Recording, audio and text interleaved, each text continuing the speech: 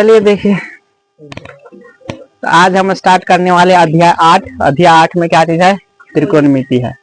और ये 10th class का सबसे इम्पोर्टेंट चैप्टर है। लगभग प्रत्येक साल कितना नंबर पूछा जाता है? लगभग 40 नंबर पूछा जाता है, या 40 से प्लस पूछा जाता है। 40 से 45 नंबर पूछा जाता है। इस बार भी पूछा था, फर्स्ट सिटिंग में 39 नंबर पूछा था, समझ गए ना। लेकिन प्रत्येक एग्जाम में 40 नंबर पूछा जाता है। इसलिए सबसे ज्यादा इम्पोर्टेंट हम लोगों को 10वीं क्लास में क्या हो जाता है? त्रिकोणमिति।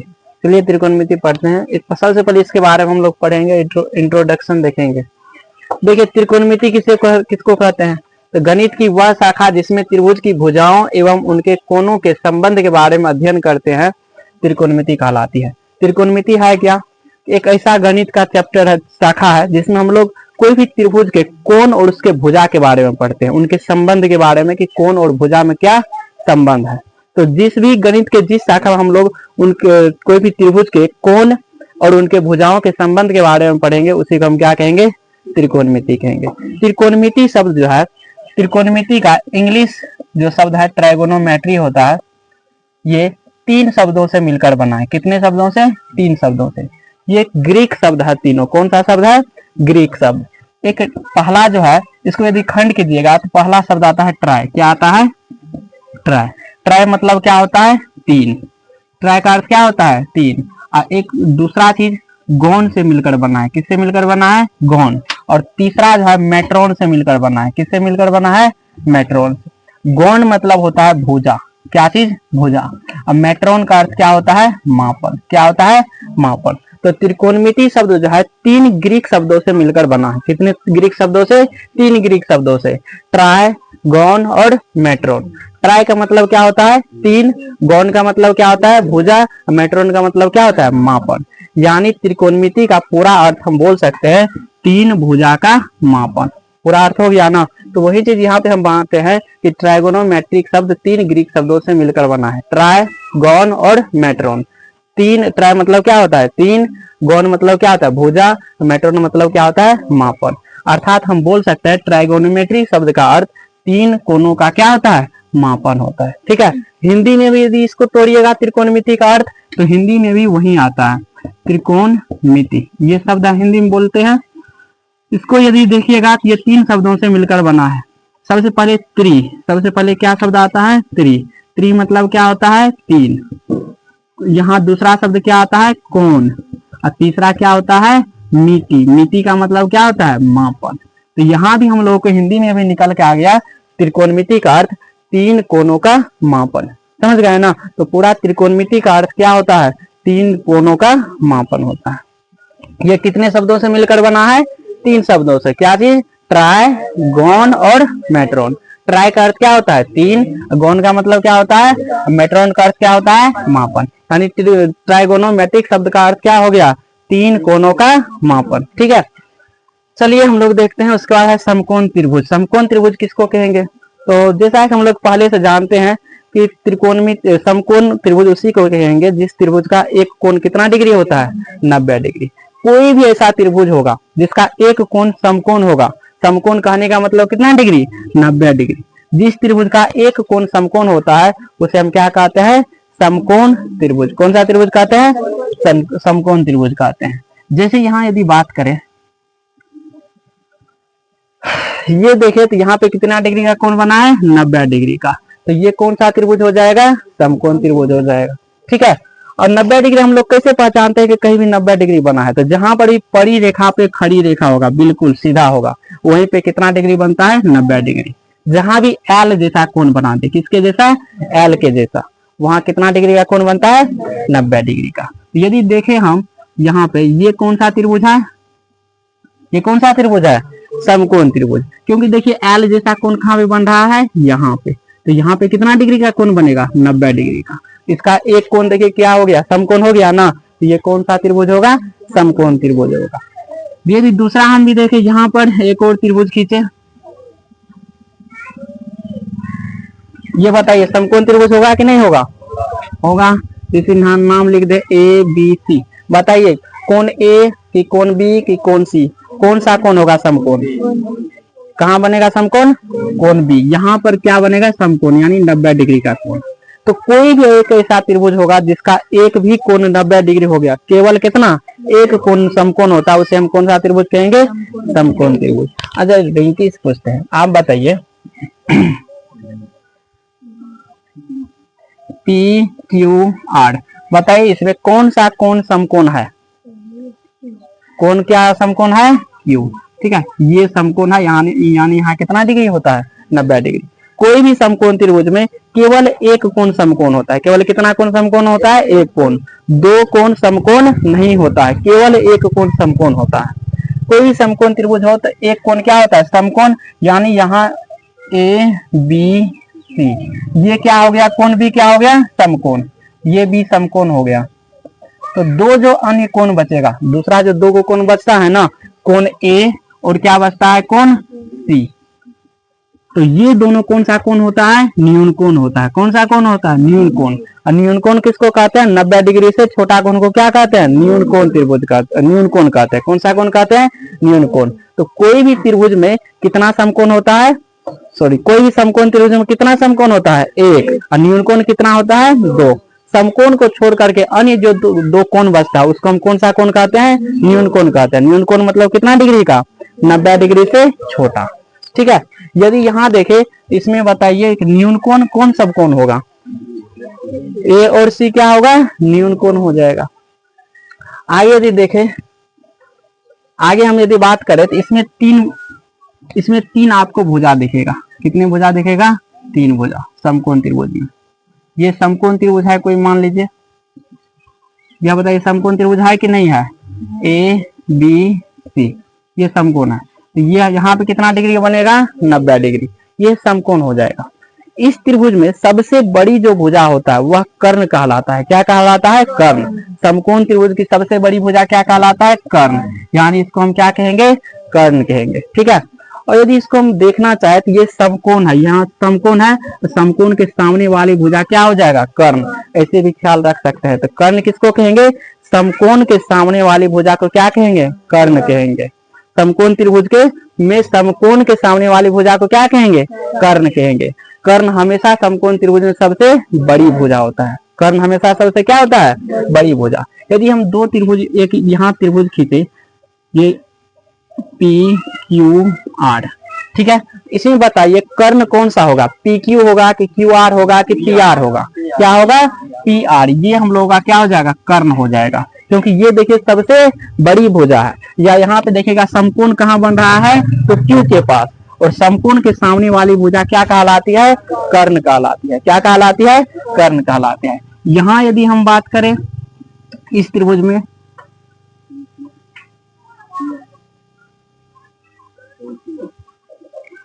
डी ई एफ, ये समकोण हो गया। बताइए इसमें कर्ण क्या होगा? डीई होगा कि ई एफ होगा कि डी एफ होगा? क्या चीज होगा? E F. ये हम लोगों का क्या हो जाएगा? कर्ण।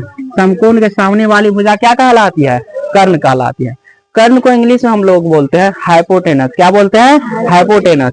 हाइपोटेनस से हम लोग एच शुरुआत वाला जो होता है उसका अक्षर क्या होता है? एच। इसलिए हम कर्ण को किससे सूचित करेंगे? एच से सूचित करेंगे। किससे सूचित करेंगे? एच से सूचित करेंगे।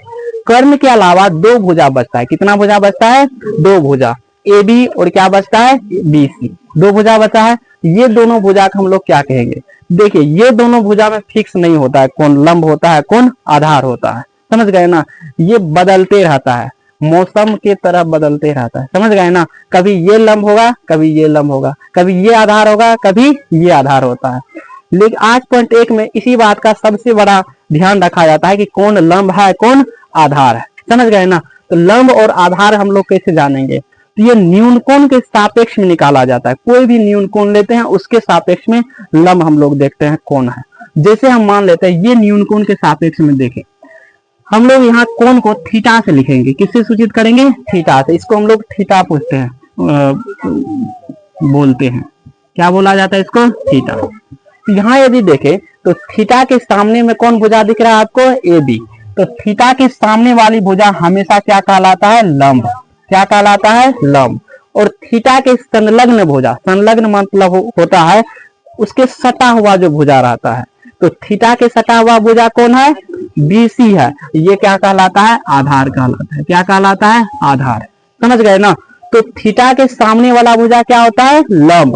और थीटा के संलग्न भुजा क्या होता है? आधार। दो भुजा है यहाँ पे, एक AC भी है, BC भी है, लेकिन ये पहले से कर्ण हो गया है, ये कभी भी आधार होने वाला है?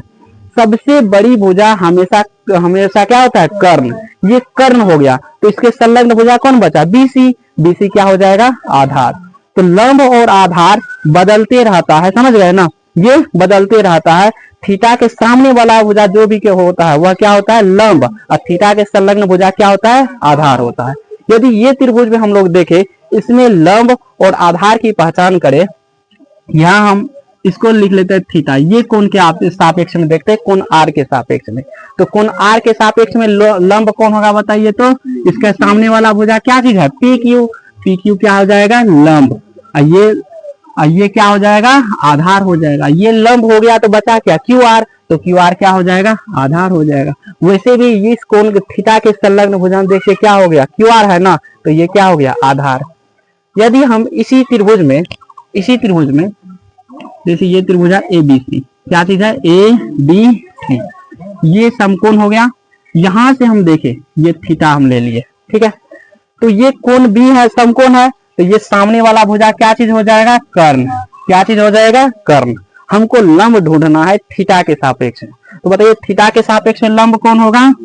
BC। ये क्या हो जाएगा? लंब। तो लंब किसको कहते हैं? थीटा के सामने वाला भुजा को क्या कहेंगे? लंब कहेंगे। थीटा के सामने में कौन आया? BC आया ना, तो BC क्या हो गया? लंब। और ये थीटा के संलग्न भुजा क्या है? AB। तो AB क्या हो जाएगा? आधार। आधार ये कभी नहीं होगा, क्योंकि ये सबसे बड़ी भुजा है, और सबसे बड़ी भुजा हमेशा क्या होता है? कर्ण होता है। सबसे बड़ी भुजा क्या होता है? कर्ण होता है। तो देखिए यहाँ पर त्रिभुज वही सेम टू सेम है कि नहीं है? यहाँ पे लंब ये हो गया, आधार ये BC हो गया। यहाँ पे BC हो गया लंब, AB क्या हो गया? आधार। तो ये दोनों लंब और आधार चेंज होते रहता है। वो किसके अनुसार देखा जाता है? तो न्यून कोण के अनुसार देखा जाता है कि कौन लंब है, कौन आधार है। आप किस कोण के सापेक्ष में देखते हैं उस पर निर्भर करता है। यहाँ हम लोग कोण A के सापेक्ष में देखें तो BC लंब हो गया। यहाँ कोण C के सापेक्ष में देखें तो AB क्या हो गया? लंब हो गया। समझ गए इस बात को? इसमें किसी को भी दिक्कत? यदि हम एक त्रिभुज लें, और कौन सा ले लें? जैसे यही हम त्रिभुज ले लेते हैं, ये वाला PQR, ठीक है? इसमें बताइए, रिंग के खड़ा हो जाओ, तो कर्ण कौन होगा? PQ PR QR में कौन लंब होगा? QR क्या हो जाएगा? कर्ण, ठीक है? अब कहेंगे इसमें लंब कौन होगा बताइए? तो PQ होगा कि PR होगा? हाँ, कौन होगा लंब? अभी इसमें डिसाइड हो ही नहीं सकता है। हम ये नहीं बोले किसके सापेक्ष, पहले तो आपको पता होना चाहिए हम किसके सापेक्ष निकाल रहे हैं, इस बात का पता होना चाहिए ना। अभी आप ये अंठखानी झटा मार रहे हैं, कहीं भी है लंब दिख रहा है? किसके सापेक्ष में पूछे? आपको पूछना चाहिए आप किस कोण के सापेक्ष में लंब हमको निकालना है, पहले ये बात पता करना चाहिए ना। तो देखिए किसके, हम कहेंगे कोण Q के सापेक्ष में बताइए कौन सा लंब होगा? कोण Q के सापेक्ष में बताइए क्या होगा लंब?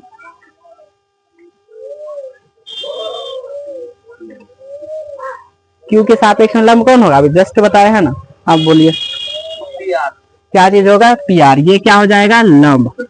आधार कौन होगा बताइए? तो आधार, हाँ,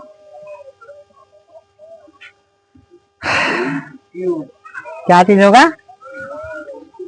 PQ हो जाएगा क्या चीज? आधार। अभी जस्ट बताया है थीटा के सामने वाला भुजा को हम लंब कहते हैं। क्या कहते हैं? लंब। तो हम किसके सापेक्ष में बोले थे? Q के सापेक्ष में पूछे थे। तो Q के सापेक्ष में सामने वाला कौन भुजा कौन है? PR है। तो PR क्या हो जाएगा? लंब। और इसके संलग्न भुजा क्या है? PQ। तो PQ क्या हो जाएगा? आधार हो जाएगा। समझ गए इस बात को? तो हम लोगों को इसी लंब, आधार और कर्ण पे हम लोग को पूरा क्या बनेगा? चैप्टर बनने वाला है 8.1, पूरा इसी लंब, कर्ण, आधार पे। ये तीन चीज यदि आपको मालूम चल रह गया, पहचानने के लिए सीख गए, तो समझिए 8.1 हमसे पूरा बन जाएगा। यदि तीन चीज नहीं समझे निकालने के लिए, तो समझिए 8.1 हमको समझ में नहीं आया, लेकिन हमको पता आशा है कि आप लोग ये समझ गए होंगे क्या। तो जैसे यदि एक चीज और बोले, एक बार लास्ट बार हम पूछ रहे हैं CAB, ठीक है? ये समकोण त्रिभुज है, ठीक है, बताइए किस बार ऐसे से पूछते हैं। बोलिए कर्ण कौन है इसमें, ए C B C A B, कर्ण कौन है? ए सी कर्ण है। क्या चीज होगा? A B. बताइए इसमें ये कोण ए के सापेक्ष में लंब कौन होगा? लंब ए सी होगा। क्या चीज होगा? B C. ये क्या चीज हो जाएगा? लंब। आधार कौन होगा? ए सी क्या हो जाएगा? आधार। हम लोगों को सिर्फ ये देखना है, सबसे बड़ी भुजा हमेशा कर्ण होता है। सबसे बड़ी भुजा क्या होता है? कर्ण। तो इसमें सबसे बड़ी भुजा क्या दिख रहा है आपको? ए बी दिख रहा है, तो ए बी हम लोगों का क्या हो जाएगा? कर्ण हो जाएगा। ए बी क्या हो जाएगा? कर्ण। ठीक है, अब ये कर्ण हो गया। वैसे भी देखे तो आप समकोण के सामने वाला भुजा क्या होता है? कर्ण होता है। तो समकोण के सामने वाला भुजा यहाँ क्या है? A B. तो ए बी क्या हो जाएगा? कर्ण। हम किसके सापेक्ष में बोले? ए के सापेक्ष में। कोण ए के सापेक्ष में। तो कोण ए के सापेक्ष में देखेंगे सामने वाला भुजा कौन होता है? सामने वाला भुजा कौन चीज है? बीसी। तो बीसी हम लोगों का क्या हो जाएगा? लंब हो जाएगा। क्या हो जाएगा? लंब। और इसके संलग्न भुजा क्या चीज है? एसी। तो एसी हम लोगों का क्या हो जाएगा? आधार। तो जिस कोण को न्यून कोण के सापेक्ष हम लोग देखते हैं उसके सामने वाला भुजा क्या होता है? लंब। और संलग्न भुजा क्या होता है? आधार होता है। तो कोण ए के सापेक्ष में देखें तो इसका सामने वाला भुजा क्या होगा? लंब। इसके संलग्न भुजा क्या हो जाएगा? आधार हो जाएगा। समझ गए ना? इसी बात को यहाँ हम लिखे हैं कि यहाँ लंब किसको हम लोग कहेंगे? लंब हम कहेंगे थीटा के सामने वाली भुजा को क्या कहेंगे? लंब। क्या चीज कहेंगे? लंब। लंब और आधार यदि निकालना हो तो हम लोग देख न्यून कोण के सापेक्ष में निकालते हैं। जिस न्यून कोण के सापेक्ष में निकालते हैं उसका सामने वाला भुजा क्या होता है? लंब होता है। और संलग्न भुजा क्या होता है? आधार होता है। यहाँ थीटा के सामने वाला भुजा क्या होगा? लंब हो जाएगा। क्या हो जाएगा? लंब। और थीटा के संलग्न भुजा ये है, तो ये बीसी क्या हो जाएगा? आधार। तो यहाँ पे लिखा गया है लंब थीटा के सामने वाली भुजा क्या कहलाती है? लंब। और थीटा की संलग्न भुजा क्या कहलाती है? आधार। और समकोण के सामने वाली भुजा क्या कहलाती है? कर्ण कहलाती है। लंब को इंग्लिश हम लोग परपेंडिकुलर बोलते हैं। क्या बोलते हैं? परपेंडिकुलर। तो इससे जो शुरू वाला अक्षर होता है पी है, तो इसको हम लंब को किससे सूचित करते हैं? पी से। आधार को हम इंग्लिश में बोलते हैं बेस। क्या बोलते हैं? बेस। तो इसका शुरुआत वाला लेटर क्या चीज है? बी है। क्या चीज है? बी। तो आधार को हम किससे सूचित करेंगे? बी से। और कर्ण को इंग्लिश हम लोग हाइपोटेनस बोलते हैं।